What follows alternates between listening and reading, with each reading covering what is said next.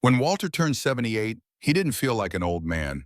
He still went for morning walks, cooked his own meals, kept track of his blood pressure, and never forgot his annual checkups. His life was calm, measured, and full of simple joys.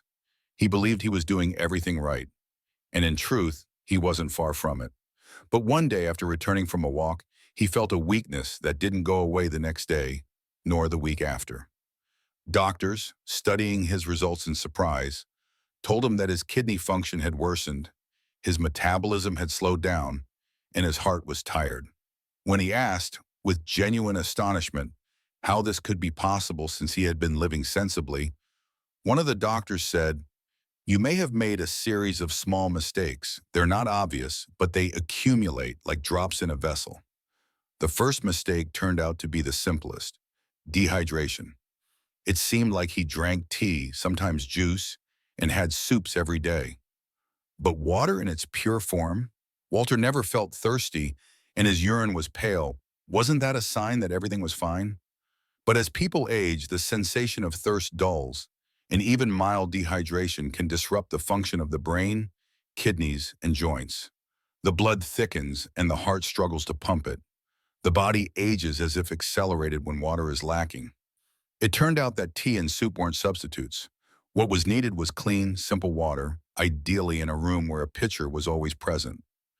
Not half a liter at a time, but small sips every hour or so. And it was important not to follow thirst, but to pay attention to how he felt. At first, Walter was skeptical. After all, he didn't feel dry in the mouth. He didn't faint. He didn't complain about his kidneys. But after a week of drinking a glass of water in the morning, before lunch, and in the evening, something changed. The dull headache disappeared. It was easier to get up in the mornings, and he felt a bit more energetic. He thought, what if this is just the beginning? And made it a habit to keep a bottle of water next to him wherever he went. Water doesn't cure everything, but as he understood, nothing works without it. It doesn't add youth, but it gives the body a chance to do its job. And at his age, that was already a lot. Now when he fills his glass, he feels as though he is telling his body, "I hear you, I'm here." The second mistake Walter unknowingly made was related to the food he ate. For many years, he believed he was making healthy choices. His meals were balanced, he ate plenty of fruits and vegetables, and he was particularly fond of whole grains. But little did he know, some of the foods he thought were good for him were silently contributing to inflammation in his body. The problem wasn't obvious, but it was persistent. Doctors explain that as we age, the body becomes more sensitive to certain foods, and what once felt harmless could now be harmful. For instance, foods like whole wheat bread, processed vegetable oils, and even those low-calorie diet snacks Walter sometimes enjoyed could trigger inflammation. At first, he couldn't believe it. How could these foods, which he had been eating for years without issue, suddenly be dangerous? But when the doctors showed him the studies linking these foods to chronic inflammation, especially in older adults, he began to understand. Inflammation, as the doctors explained, is the body's response to stress or injury, but when it becomes chronic, it can slowly damage organs and accelerate aging. For Walter, years of consuming the wrong kinds of foods had caused internal inflammation that went in unnoticed for a long time. His arteries, for instance, were slowly becoming inflamed, which contributed to his heart becoming fatigued and less efficient at pumping blood. The solution was simpler than he expected. By making small adjustments to his diet, he could dramatically reduce this inflammation. The first step was cutting out foods that promoted inflammation, such as refined flours, processed oils, and artificial sweeteners. Instead, he began replacing these items with whole grains, olive oil, and natural sweeteners like honey. The change was surprisingly easy, and within just a few weeks, he felt noticeably better. His energy levels increased, and he was no longer plagued by the same constant fatigue that had become part of his daily routine. Walter also learned the importance of taking time to enjoy his meals slowly, not rushing through them in the hustle of everyday life. This simple habit allowed him to be more mindful of what he was eating, and it helped his body process food more effectively. As he made these changes, Walter noticed that his body responded in a way he hadn't expected. He felt lighter, more awake, and even noticed that his skin looked healthier. The difference was subtle at first, but over time, he could feel the positive effects of a more anti-inflammatory diet.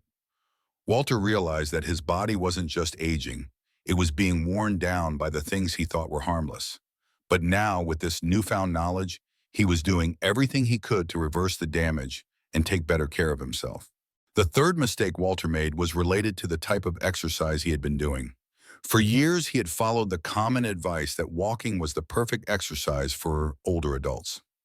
Every morning, without fail, he took long walks around his neighborhood, believing that it was enough to maintain his health and vitality. Yet, despite his regular walking routine, Walter noticed that he was feeling weaker as time passed. His legs weren't as strong, and he often found himself growing tired more quickly than he used to. When he mentioned his concerns to his doctor, he was surprised by the response. According to the doctor, while walking was great for overall health, it wasn't enough to prevent muscle loss and maintain bone density as he aged. In fact, studies showed that repetitive low-intensity exercises like walking could lead to muscle deterioration, particularly in older adults. Walter was shocked. How could something so simple and widely recommended be causing him harm? The issue, the doctor explained, was that walking, while beneficial, did not provide the necessary stimulus for the body to maintain muscle mass. After the age of 65, the body needs more than just cardio. It needs strength-based exercises to help preserve muscle tissue and bone density. If you only rely on walking, you may be neglecting the necessary workouts that target your muscles and joints directly, causing them to weaken over time. To remedy this, Walter was advised to incorporate strength-based exercises into his routine. The good news was that these exercises didn't need to be intense or require heavy weights. Simple bodyweight exercises, such as chair squats, wall push-ups, and resistance band pulls, would be enough to trigger the body's natural ability to preserve muscle and bone density.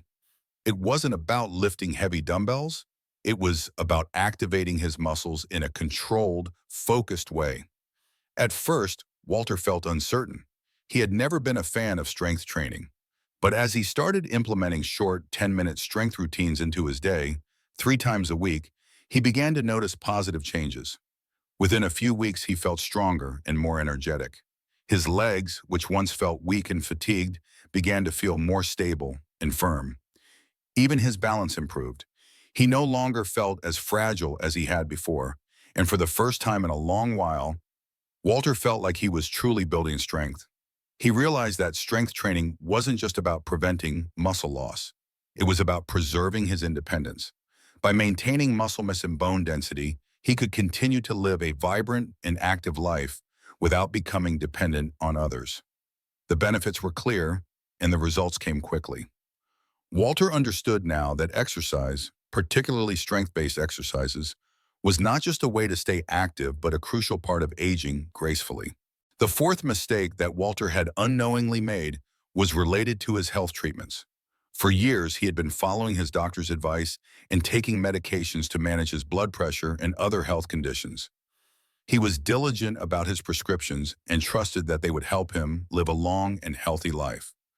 However, as Walter's condition worsened, he began to suspect that something wasn't right. When he consulted with a new specialist, he learned that many common health treatments prescribed to older adults, like the ones Walter had been taking, could actually cause nutrient depletion. The medications Walter had been relying on for years were slowly draining his body of essential vitamins and minerals, particularly those crucial for heart and brain function. Without these nutrients, his body's systems couldn't function properly, leading to accelerated aging, cognitive decline, and physical deterioration. Walter was shocked by this revelation. No one had ever explained to him that the treatments he had been following could have such harmful side effects. His doctor had always been focused on managing his symptoms, but never mentioned the importance of maintaining proper nutrient levels while on medication. Walter's doctor explained that certain medications could interfere with nutrient absorption or increase the body's need for specific vitamins and minerals, leaving seniors vulnerable to deficiencies. It wasn't too late, though. The key, the doctor said, was to have regular conversations with healthcare providers about potential nutrient deficiencies caused by ongoing treatments. Walter learned that he could take steps to prevent further damage by asking his doctor about appropriate supplements and incorporating more nutrient-dense foods into his diet.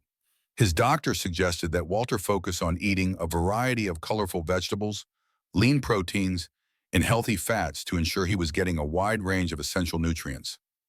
In addition, indigestion, Walter was encouraged to take a high-quality multivitamin specifically formulated for seniors to help support his nutritional needs.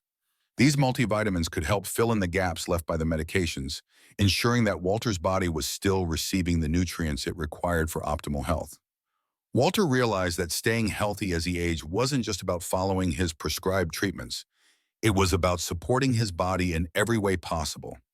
By being proactive about his nutrition, he could prevent the silent damage caused by nutrient depletion and continue to thrive as he grew older. This new perspective helped Walter feel more in control of his health. He wasn't just a passive recipient of medical advice anymore. He was an active participant in his own well-being, taking steps to protect his future.